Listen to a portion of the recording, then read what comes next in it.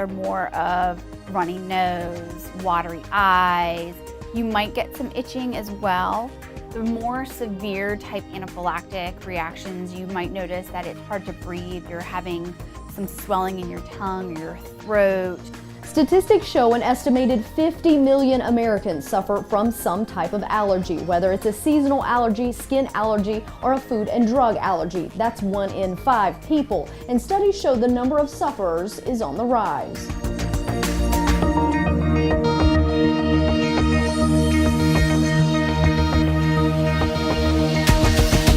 Hello and welcome to Health Matters. I'm Kristen Johnson. Chances are you're noticing more and more people dealing with allergies nowadays, the sneezing, coughing, or avoidance of certain foods. Well, today we are exploring the world of allergies, treatments, and what some experts say might be behind the increasing prevalence of allergies. To get started, a video from eMed TV helps visually explain how our body responds to an allergen. Normally, your immune system helps protect you. It does this by sending in special cells that attack whenever viruses, bacteria, or other harmful substances invade your body. This response helps neutralize the foreign invaders. But many things enter your body that the immune system usually views as harmless. This can include things like pet hair, dust mites, and tree, weed, or grass pollen. In a person with allergies, the immune system mistakes these harmless substances, known as allergens, for a potential threat. The first time the immune system sees an allergen, it reacts by activating special cells. These cells make large amounts of proteins, called antibodies, that are specific to the type of allergen. These antibodies then attach to other immune cells, making them sensitive to the specific allergen. The next time the allergen enters the body, these sensitive immune cells quickly attack. They attach to the allergen, which causes a release of natural chemicals, including histamine. These chemicals enter the surrounding tissue and cause many of the early symptoms of allergies. For a person with allergic rhinitis, which affects the nose and eyes, sneezing, an itchy, runny nose, and red, itchy, watery eyes can result. 2 to 4 hours later, another response begins as more immune cells become activated and release their chemicals. These chemicals cause inflammation, swelling, and congestion within the affected areas. According to the Asthma and Allergy Foundation of America, an allergy is the 5th leading chronic disease in the U.S. among all ages, the 3rd most common chronic disease among children under 18. Here are some other facts. Each year, allergies account for more than 17 million outpatient office visits. Skin allergies alone count for 7 million of those. Food allergies account for 200,000 emergency room visits each year. Some people, there is kind of a hereditary link to certain allergies. For example, I have a friend that's allergic to penicillin, and both of her daughters are allergic to penicillin. My family has allergies related to dogs and cats. So there is a little bit of a trigger, but it also really depends on especially with seasonal allergies, where you live and what you're exposed to. I did not have allergies when I lived in Florida.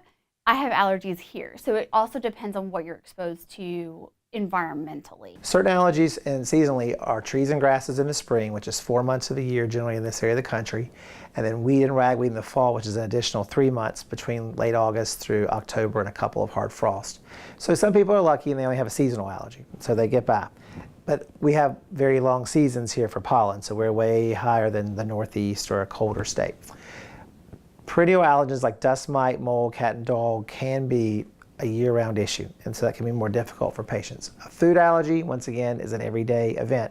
And speaking of food allergies, one woman knows the dangers all too well. When we come back, hear how Michelle Spurlock, a Wingate University faculty member, handles a severe allergy to tree nuts. I had a bite of a cookie at a birthday party that had nuts in it, and my throat closed and they had to rush me to the hospital. Health Matters will be right back.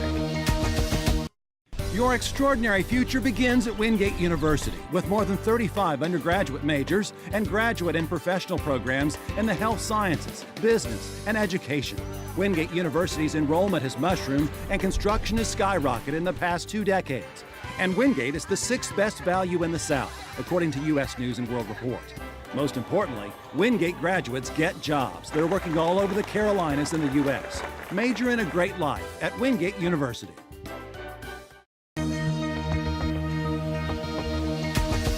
More than 200 deaths occur each year due to food allergies, and as I stated before, food allergies account for 200,000 emergency room visits each year. If you have a food allergy, your immune system makes a type of antibody called immunoglobulin E, or IgE.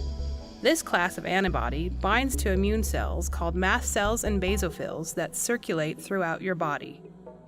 When you are exposed to the food allergen, it attaches to the IgE antibodies. This binding signals the immune cells to release histamine and other chemicals that cause allergy symptoms, such as swelling of the lips, hives, and shortness of breath. Because mast cells and basophils rapidly release these chemicals, an allergic reaction typically occurs within 30 minutes after exposure. The most severe kind of reaction is called anaphylaxis, which can cause a sudden drop in blood pressure, trouble breathing, dizziness, and possibly death. People with food allergy and poorly controlled asthma are more susceptible to severe reactions. An anaphylactic episode must be treated with a hormone called epinephrine, which maintains blood pressure and opens up the airways. To deal with accidental exposure, people diagnosed with food allergy are prescribed a medical device called an autoinjector that delivers a single dose of epinephrine into the thigh muscle. Antihistamines alone are not an effective treatment for anaphylaxis. There is no cure for food allergy. The best way to manage the condition is to avoid the allergenic food, read food labels carefully, wash hands and household surfaces, and always carry an epinephrine autoinjector.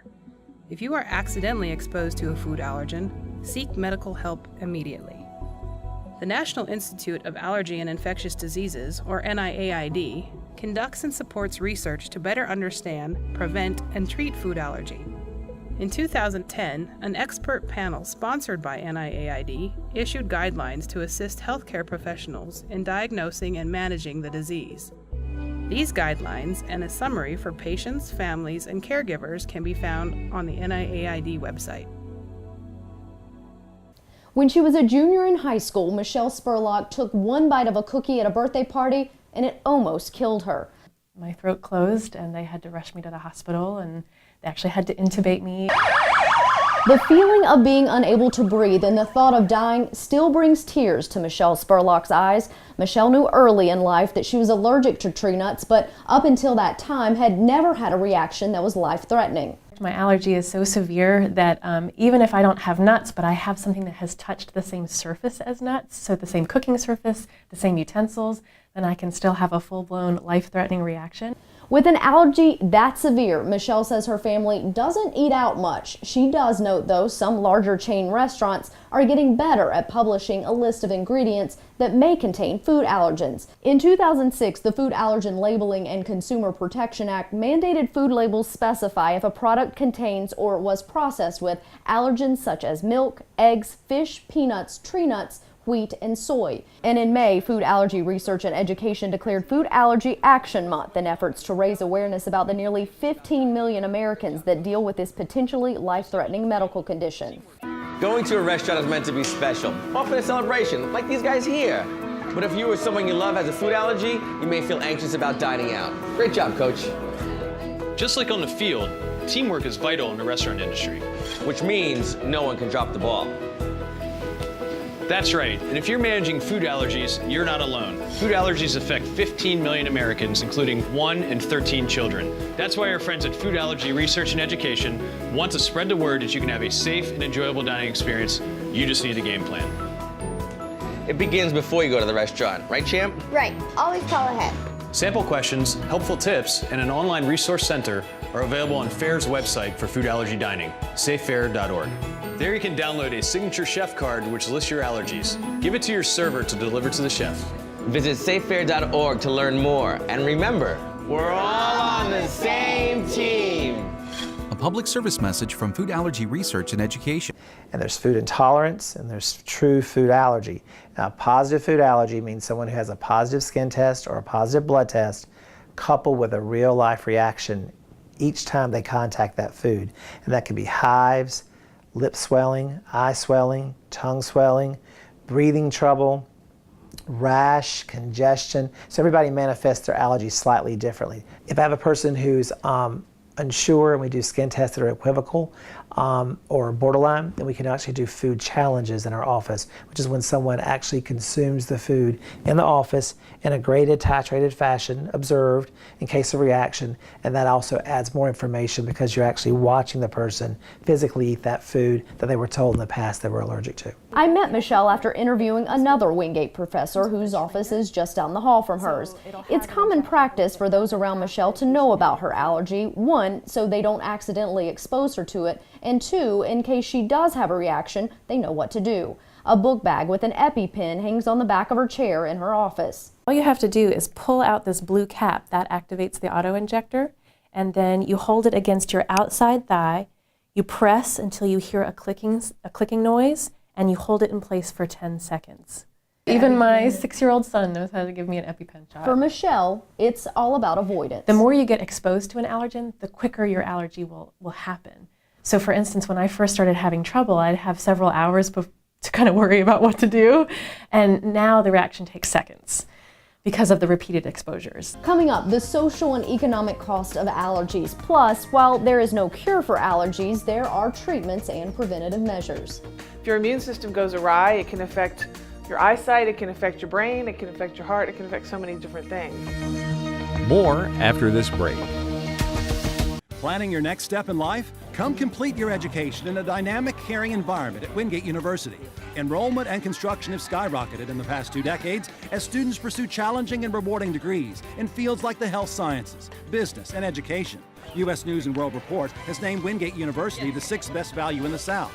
Visit one of our 3 great campuses, Wingate, North Carolina, Hendersonville, or Charlotte, or check us out at wingate.edu. Major in a great life at Wingate University.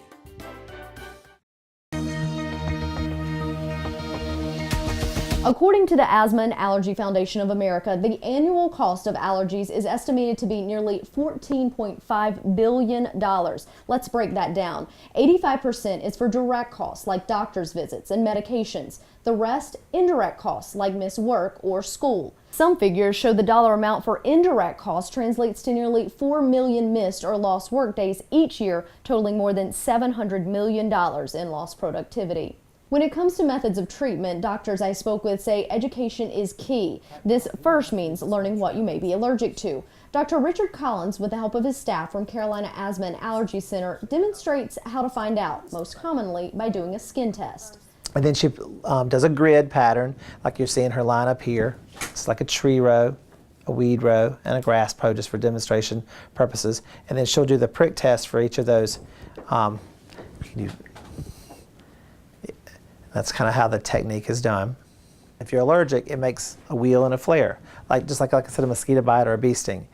Items that are positive, you don't repeat. Those are allergic. Ones that are negative, you can repeat 1 step stronger. On the upper arm is usually the surface we use, and that's called intradermal. It's a higher concentration, done 1 step stronger. And it makes a little bubble under the skin, very much like a TB skin test, like a PPD. And if you don't react to that again, you're not allergic. You know, there's no more what ifs, maybe I'm allergic to this, possibilities, you know what your allergies are. So we talk a lot about avoidance measures and environmental control. What can I do in my home? What can I do at school? What can I do in my workplace? What are some simple things, some don't even cost money, that I can do to make my life better day to day? Sometimes controlling allergies can be as simple as keeping doors and windows shut, staying indoors during peak pollen times, 5 a.m. to 10 a.m., or showering after being outdoors for long periods of time. Other allergy sufferers find medications to be key to controlling symptoms. There are several options, from oral medications, nasal sprays, eye drops, to allergy shots, also known as immunotherapy. And that's a year-round, taking them initially at the beginning weekly, once or twice a week during a build-up phase, going to every 2 weeks, every 3 weeks, and finally once a month administration.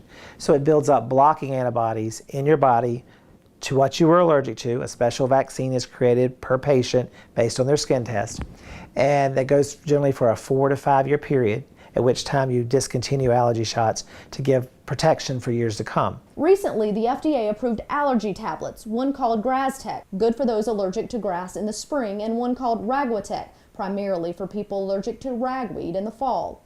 Each is placed under the tongue, normally given 3 days a week, But Dr. Collins points out the tablets are not effective against multiple allergies like the allergy shot. So if someone's just only bothered by grass pollen and that's it, then the grass tablet under the tongue is very effective for that person, or the ragweed in the fall for ragwitech.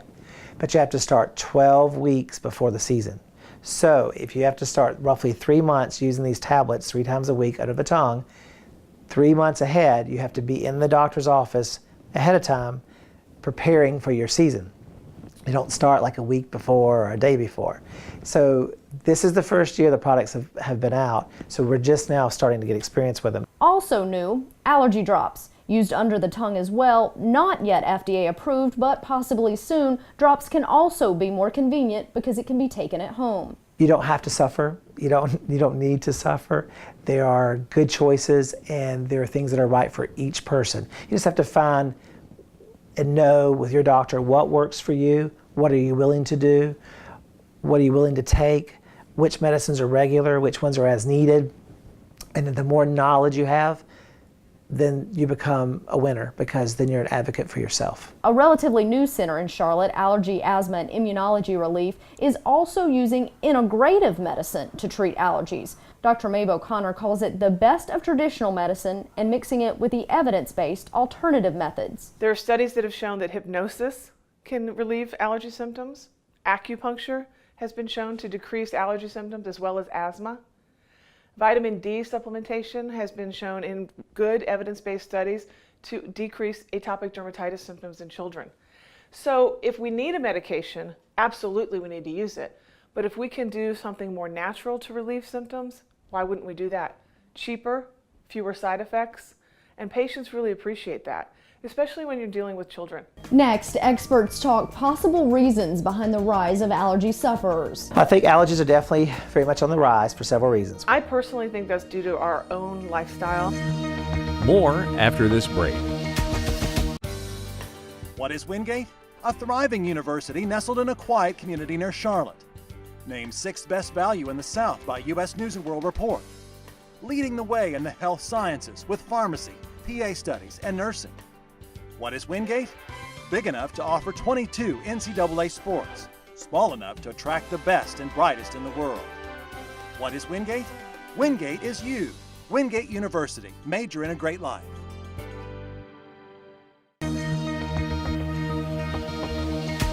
Experts I spoke with all agree allergies are on the rise. According to a recent study by the Center for Disease Control and Prevention, there was about a 50% increase of food allergies among children from 1997 to 2011. It's estimated 1 in 13 children now has a food allergy. Reasons include everything from more awareness, environmental changes, to what's known as the hygiene hypothesis. We use too many antibiotics, we use too many hand sanitizers, so we've got all these now multi-drug resistant bacteria. Think of the processed foods. We need to go back to what we've known as the truth for a long time. We need to eat organic fruits and vegetables, an anti-inflammatory diet. We need to stop just writing a prescription for antibiotics at the first sign of a sniffle. I think also too that immunizations now we have for young children, immunizations for virtually every infection that little kids can have. And so the immune system in a young child is so blunted from the infectious point of view, it's now shifted more toward the allergy point of view due to all the prophylactic vaccines that are there. So that's one theory. No one really knows for sure, but it definitely has a genetic component. And there are certain foods that are more allergenic than others, such as peanuts, tree nuts, fish, and shellfish. And those are the foods you'd want to avoid in a very young child who has a strong family history, and maybe a child who already has eczema, asthma early in life. I asked these professionals if, in their opinion, they believe the number of allergy sufferers would eventually trend downward. Probably not anytime soon, I was told, but as I've reported here, there are ever-changing and evolving treatments. That is all the time we have for Health Matters. I'm Kristen Johnson. We welcome your thoughts on this show and your ideas for future topics. So email Kristen at k.johnson@wingate.edu or follow her on Twitter at kjohnsonwutv.